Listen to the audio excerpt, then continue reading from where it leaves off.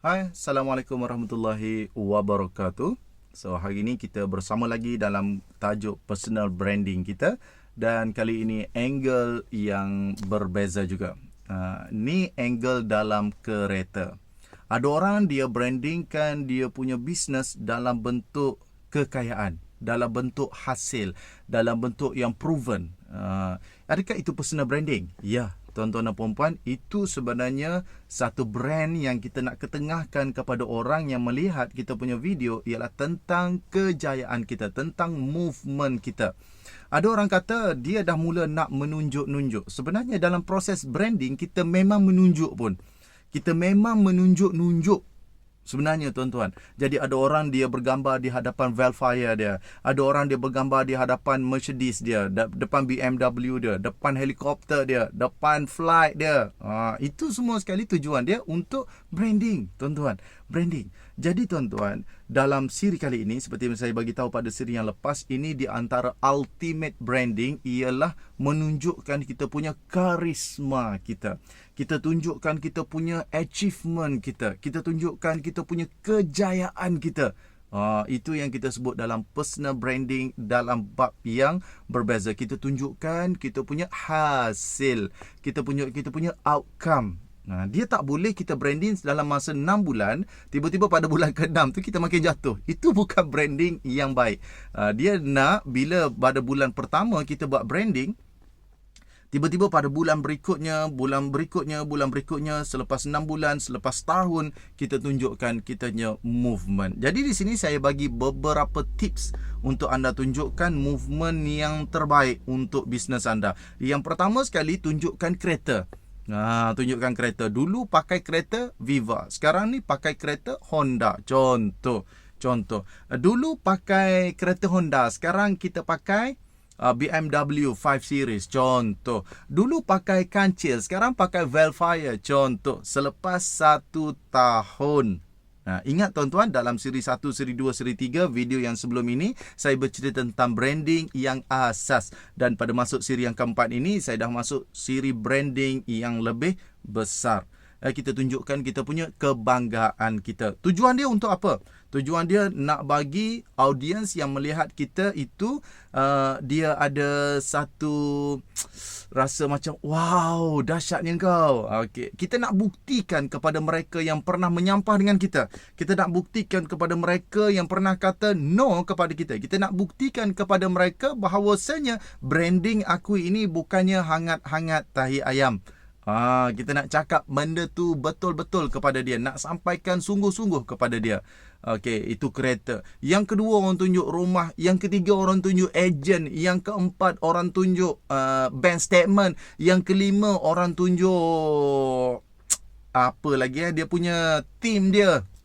Besarnya syarikat dia. Dia macam-macam benda yang kita boleh paparkan yang mana tidak menimbulkan riak. Ada ke coach? Nak tunjuk tapi tidak sampai menimbulkan riak. Tuan-tuan, ini bercerita tentang soal pemasaran. Ini bercerita tentang soal branding. Kita bukan nak tunjukkan riak. Kita nak tunjukkan kita punya kejayaan supaya menginspirasikan orang lain. Perbetulkan niat, tuan-tuan. Perbetulkan niat. Sekiranya niat tuan-tuan salah, maka salahlah cara menunjuk itu. Tapi sekiranya betul, maka betullah cara menunjuk itu. InsyaAllah tuan-tuan. Tanamkan dalam hati, kita bukannya nak sakitkan hati siapa-siapa.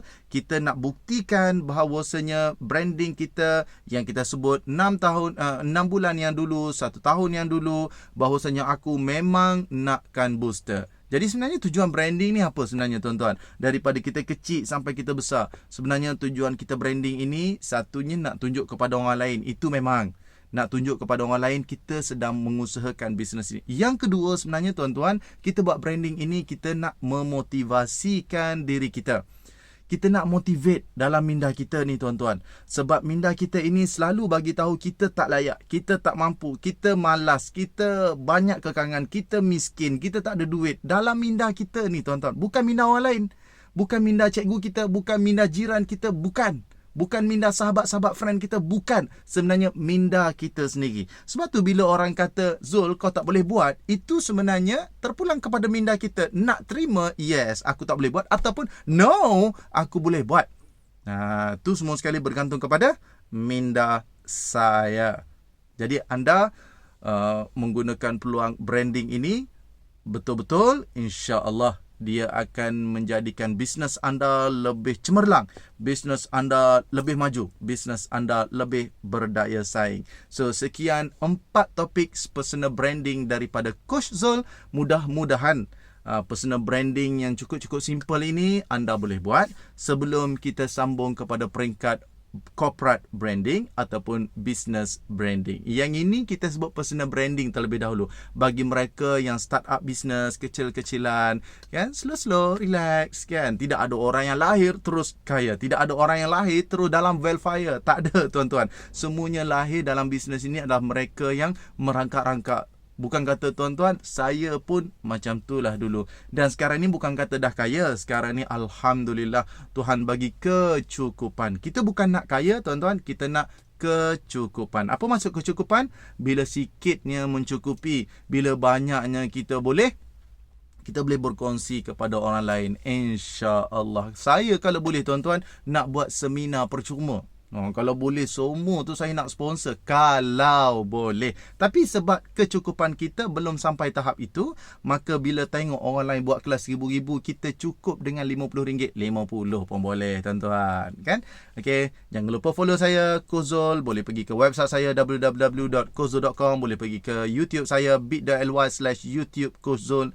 Pun boleh, ataupun pergi ke Insta saya, Instagram/Coach Zul, ataupun pergi kepada Facebook saya, facebook.com/coachzul.fan.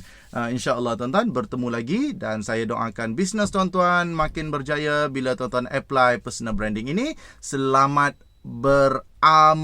InsyaAllah didoakan kejayaan untuk tuan-tuan, dan jangan lupa sertai kelas-kelas yang Coach Zul anjurkan. InsyaAllah ada kelas Facebook, ada kelas Shopee, ada kelas video marketing, ada kelas fotografi, ada kelas Biz Online Marketing Mastery, ada kelas Facebook Advance, ada kelas website, ada kelas Google Ads. Wow, Coach Zul tahu semua sekali ke? Saya tak tahu semua sekali, tapi saya ada knowledge dalam bahagian-bahagian tersebut. Sebab apa? Sebab saya pergi kursus-kursus itu. Coach Zul, saya tengok Coach Zul pun buat team building. Yes, dulunya sebelum saya menceburi bidang training untuk mengajar usahawan, saya sebenarnya berkecimpung dalam dunia training. Saya berkecimpung dalam macam-macam lagi lah.